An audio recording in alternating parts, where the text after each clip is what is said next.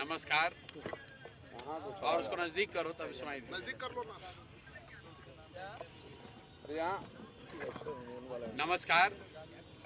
आप सभी साथियों का यहाँ आने के लिए बहुत बहुत धन्यवाद। जैसा कि आपको मालूम है, पिछले करीब 1 महीने से छात्र बीपीएससी अभ्यर्थी अपने मांगों को लेकर आंदोलनरत हैं।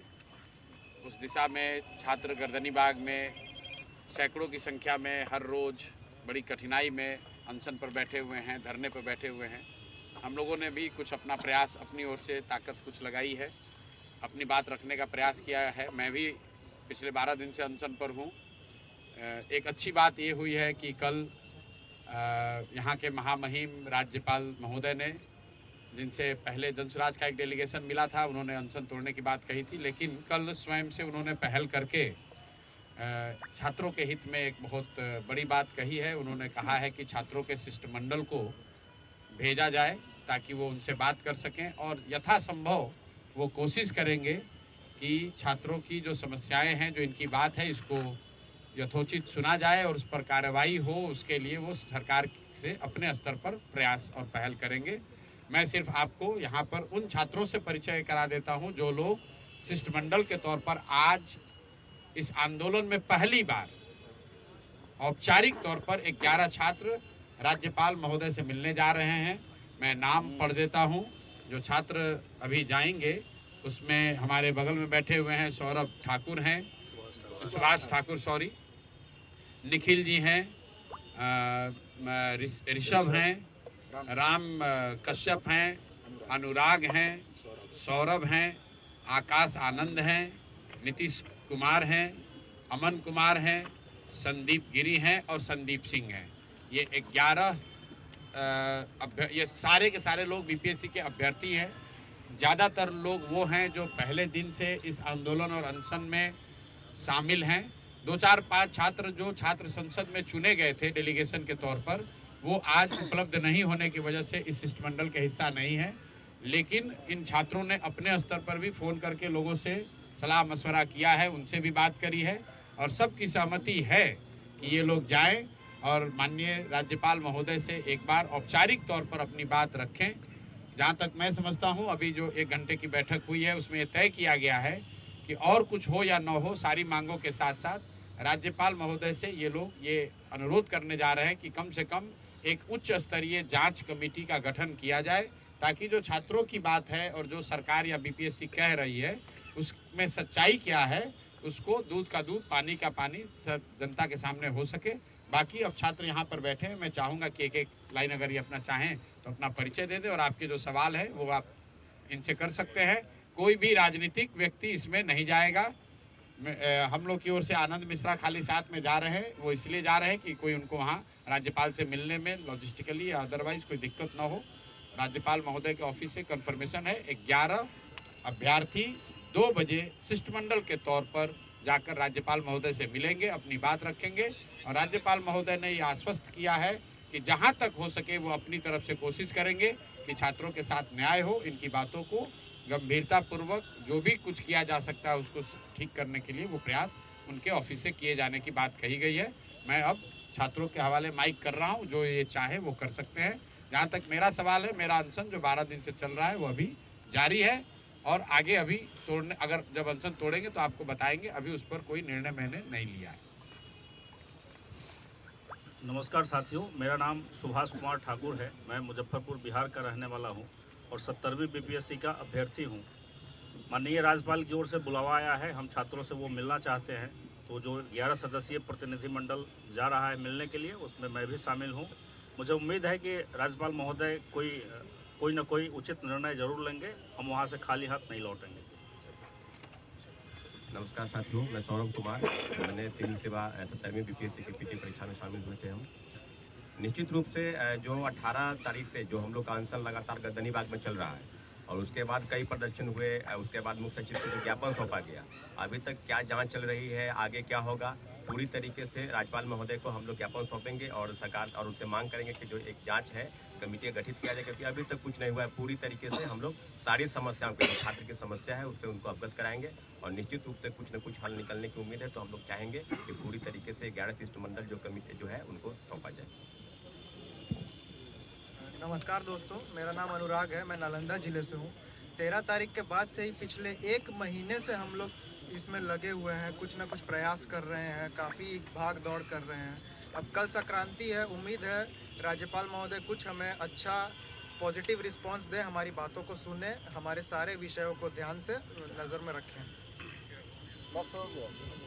हो गया। मेरा नाम नीतीश कुमार है। आप इतना देर आए, 5 मिनट परिचय। मैं मधेपुरा से हूँ और जो हमारे ऑनरेबल गवर्नर हैं उनकी सक्रियता जो है काफ़ी रही है। ये ऑर्नामेंटल गवर्नर के तौर पे जो है नहीं जाने जाते, इसलिए हम छात्र जो है शिष्टमंडल के तौर पे इनसे मिलेंगे और हम लोग आशा और उम्मीद करते हैं कि वे हमारी बातों को काफ़ी संवेदनशीलता से देखेंगे। नमस्कार, मेरा नाम आकाश आनंद है। मैं अररिया जिले से हूँ। 70वीं बीपीएससी का परीक्षार्थी हूँ और जो पिछले 1 महीने से हमारी मांगें नहीं सुनी जा रही है और हम पे कई बार लाठीचार्ज भी हुआ है, आप लोग साक्षात गवाह हैं उसके, तो हम गवर्नर के पास जाएंगे, आदरणीय राज्यपाल जी के पास, और हम ये मांग रखेंगे कि बीपीएससी में जो भी हम लोग आरोप लगा रहे हैं उसके लिए एक जाँच कमेटी बैठे और उसकी उचित जाँच हो। और सभी पत्रकार बंधुओं को मेरा नमस्कार। मेरा नाम अमन कुमार है और मैं सीतामढ़ी का रहने वाला हूँ। मेरा जो सेंटर पड़ा था वो औरंगाबाद पड़ा था। ये बहुत बड़ी पहल है, पहली बार ये पहल किया गया है किसी नुमाइंदार से कि डायरेक्ट छात्रों को बुलाया जाए और छात्रों से उनके सवाल पूछे जाए, बात पूछे जाए कि आप क्यों अनशन पर बैठे हैं, और हम जा करके अपनी बात रखेंगे और वहाँ से कोशिश करेंगे कि जो अनियमितता पाई गई है उसके लिए राज्यपाल महोदय जो है हमारी बात सुने और एक शिष्टमंडल का गठन करके एक जांच कमेटी बैठाए। नमस्कार साथियों, मेरा नाम संदीप गिरी है। मैं पश्चिम चंपारण हूँ। मैं 7th ईयर बीपीएससी का अभ्यर्थी हूँ। अभी हम लोग जाएंगे, 11 डेलीगेशन द्वारा उसमें जाएंगे, माननीय राज्यपाल से मिलेंगे और अपनी जो भी समस्या उनको बताएंगे। मुझे आशा है कि शायद कुछ पॉजिटिव न्यूज़ मिलेंगे। मेरा नाम अतुल तिवारी है, मैं बेतिया से हूँ और अभी तक बीपीएससी में जो अनियमितता पाई गई है इस सिलसिला में हम लोग मुख्य सचिव से ही मिले और दूसरी बार हम लोग जा रहे हैं मिलने राज्यपाल महोदय से। तो हमारी मांग है कि हम लोग की बात सुनी जाए और जो भी स्पष्ट निर्णय हो भेद करूँगा कानून। 2 लोग और रह गए। मैं राम कश्यप शेखपुरा जिला से हूँ। मैं चीफ सेक्रेटरी सर के पास मिलने गया था, वहाँ से अभी तक कोई प्रोग्रेस नहीं हुआ है और आरिफ मोहम्मद खान सर जो है इनका एक अच्छा छवि रहा है गवर्नर के रूप में, तो बहुत उम्मीद है मैं डॉक्यूमेंट वहाँ पे रखूँगा और हमें आशा है कि समाधान आज निकलेगा। नमस्कार, मैं ऋषभ कुमार। राज्यपाल महोदय के बारे में क्या बताएं, वो काफ़ी ज्ञानी व्यक्ति हैं, मैं उनको पहले से भी सुनता आया हूँ और हमें बहुत ही आशा है और विश्वास है कि वो हमारी बात सुनेंगे और छात्रों के हित में जो भी बेहतर होगा वो जरूर प्रयास करेंगे। ठीक है भैया।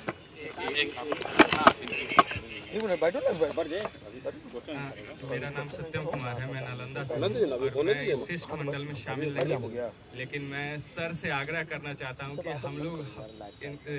हम लोग ये आग्रह करना चाहते हैं कि सर जल्दी से जल्दी अपना आमरण अनशन तोड़ने पे विचार करें। ठीक, बहुत बहुत धन्यवाद। मैं छात्रों का शुक्रगुजार हूँ। अभी सबसे बड़ी प्राथमिकता ये है कि छात्रों के साथ न्याय हो, इनकी बात सुनी जाए, मानी जाए न मानी जाए वो अलग मुद्दा है। ये आंदोलन आपको ये समझना है, आंदोलन ये हठधर्मिता नहीं है कि हमारी बात मानिए। आंदोलन इस बात की है कि कम से कम जो बेसिक लोकतांत्रिक मूल्य हैं, आप चुने हुए प्रतिनिधि हैं, छात्रों को अगर कोई गलती बात लग रही है तो उनसे मिल लीजिए। अभी तक मुख्यमंत्री मिले तक नहीं है, बहुत दुखद है और मैं इसलिए हृदय से राज्यपाल का धन्यवाद कर रहा हूं कि कम से कम उन्होंने इतनी सहृदयता दिखाई है, संवेदनशीलता दिखाई है, बच्चों को बुलाया है। तो मेरा विश्वास है कि आपके रहते हुए इन बच्चों के साथ अन्याय नहीं होगा और अच्छा कुछ निकलेगा। बच्चे जाएं, आप वापस अपने पढ़ाई और अपने तैयारी में लगें, यही होना चाहिए। बाकी हम लोग की जो राजनीति है वो तो रोज चलती रहेगी, उसका कोई बहुत महत्व नहीं है। इन बच्चों का रास्ता निकले, यही आशा और अपेक्षा है।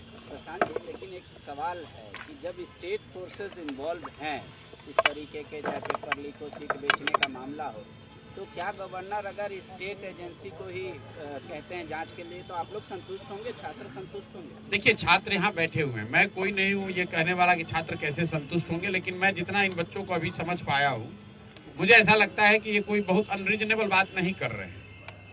छात्र ये कह रहे हैं कि गलती हुई है, प्रशासन ये कह रहा है गलती नहीं हुआ है, तो कोई एक जांच कमेटी बनाकर, सरकार अपने अधिकारियों का ही जांच कमेटी एक बनाकर जांच कर तो दिखा तो दो भाई कि नहीं गलती हुई है। ये कोई बहुत अनरीजनेबल बात तो नहीं है।